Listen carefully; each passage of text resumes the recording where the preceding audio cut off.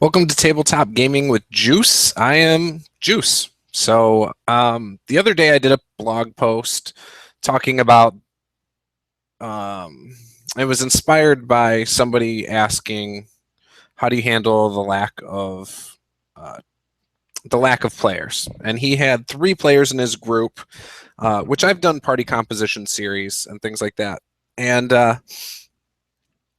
basically I told him, some ideas that he could do to solve the lack of certain roles. He doesn't know what his players were going to create, but his idea was that he was going to make a GM player character. Personally, I don't care about filling all party roles or anything like that for my games. I don't think it's that important, to be honest. Um, I know it comes up a lot where a lot of times a new player to a group will say, well, what does the party need? Party needs whatever you're bringing. That's just how I like to say it. But, you know, a lot of people out there think that the main roles need to be fulfilled. You got to have a tank or a meat shield. You got to have a cleric for healing, or a bard or a druid or whatever, somebody who can heal, a magic user, and a rogue. That's kind of the 4 pillars that people believe are necessary. Uh, Again, personally, I don't think it's necessary.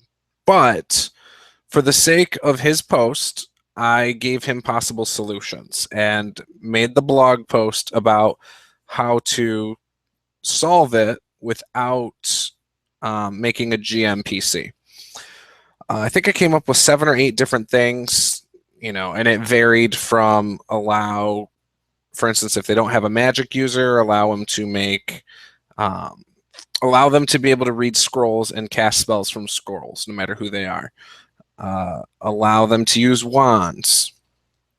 If you don't have a healer, maybe throw in some extra healing potions here and there. Change up the rules for short rest and long rest if you're referring to D&D. And most of this is referring to D&D, by the way. You don't have a fighter, give your characters, stronger weapons, stronger armor.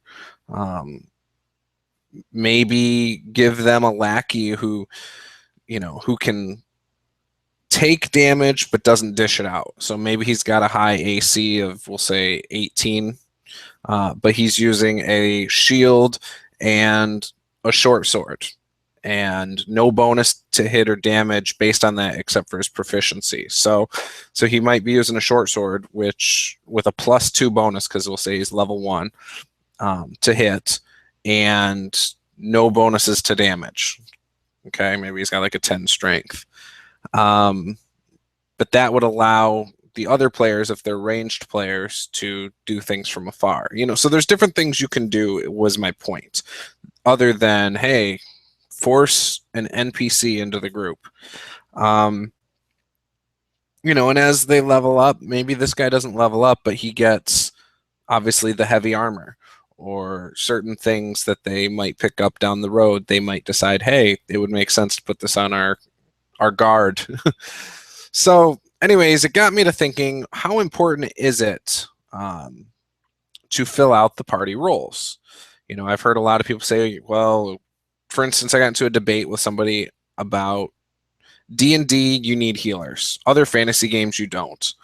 And they referred to Fate and things like that. And I dislike that, because I think that's a mindset. I think a lot of people have this mindset that when you play D&D, you need the core roles. And I don't think so. In fact, one of the things I'd love to do is play in a party of all fighters one day as a player. I wouldn't mind the idea of playing in a party of all rogue assassins. I think that would be fine. You don't need magic users. You don't need clerics. I wish people would shake this mentality. And what I learned by this blog post and seeing everyone's reactions is, because I had a lot of good discussions with people in various places, a lot of people seem to think that you need the core roles. That's one thing I learned. A lot of people also think it's the DM's job, if they don't have those roles, to make up for that in some way, shape, or form, and to take into account what roles are currently being used and ones that are lacking. And I don't agree with that either. You know, when I'm running a game, one of the things I like to do is make my adventures based on what I think everyone will have fun doing. Now, if you have a party that's all rogue assassins, they obviously wanted to play a rogue assassin for a reason. They want to do some sneaking around. They want to do some covert operations probably and not be seen. You know, so you tailor an adventure around the type of game the group wants to play as a whole. If nobody wants to play a fighter, then chances are the group doesn't really want to get down and dirty and fight and fight and fight. You know? If nobody's playing a cleric, well, I don't know what to tell you there. Or a wizard. Again, I don't really have an answer for you there. Point is, you talk as a group once you know what all their characters are about what you think would be fun. It's part of the social contract. And as a DM, you make adventures that you think would be fun. You don't force anything. You don't, you know, you don't say, oh crap, they don't have, you know, a cleric, and so I'm going to put a bunch of healing potions here, and that way I can still throw them in combat after combat after combat. You don't do that. You know, if the players say they want a lot of combat, well, maybe then you do it, but you don't force the players into a game that you think is fun for you. You try to make the experience good for everyone. You know, and all of this has a lot to do with combat, from a mechanic standpoint and things I'm talking about here. But you know, maybe your characters, none of them take any skills in communication. All of them have low charisma. Chances are none of the players really want to deal with a lot of, hey, we need to talk our way into this or talk our way into that. You know, it doesn't mean they don't want RP. It just means that they probably don't want to have to negotiate things. You know, but again, when you're deciding to do something like this, it's important that you talk with your group. In any game, talk with your group, figure out what they want to do and what type of game they want to play, and that will help you decide what to do. Even if you don't want to fill a certain party role, you know, by talking about your group, if they feel the need for that, well, then say, out of game, say, well, you know, have you tried recruiting any NPCs or anything like that? And make it costly. Don't make it something they could just do all the time.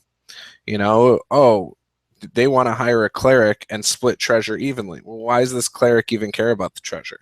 Maybe the cleric wants to do good things. And if the party doesn't do good things, then the cleric leaves, but still gets paid because they get paid up front. You know, force things like that.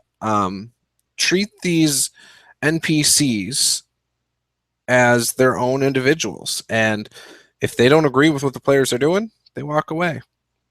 But also make them smart. Make them so that, yeah, they'll agree to do something if they're paid up front. It shouldn't, and then they should also require half or whatever the share is of the treasure or things like that. But it shouldn't, I feel like you should make it a little bit more costly so the players aren't constantly having this NPC with them. You know, to me, that just doesn't make a ton of sense because that cleric staying back in town can make a lot more money just selling their services if you look at the services. So I think that would be a good start to look at how much they would charge. And do the same thing with, you know, if they're recruiting a fighter or a wizard or a rogue or whatever, you know. You can play up the stereotypes. Maybe they hire a rogue and the rogue screws them over and steals from them, you know. All sorts of things can happen. So, you know, use your discretion, decide what works best for your groups, but ultimately, I want to know how important is this to you with your parties, with your games. I'm very curious to hear your thoughts because to me, party roles aren't important. And I know they are important to a lot of other people. So please leave a comment below. If you want to do video responses, I welcome those as well. And if you do a video response, please post the link in the comments below so that I can see the video, and also I can copy and paste the link into the description below. But yeah, that's it. So party roles, are they important? If you want to go check out that blog, it's at rpgjuice.com. It's the latest one. It was posted, I think, yesterday, so January 4th, 2015. Check me out on Facebook, Tabletop Gaming with Juice, also on Twitter, and all of that good stuff. You'll find me out there somewhere. So thank you very much, and hope you have a great day. I'll probably do some more videos today too, but yeah, have a good one. Bye-bye, guys.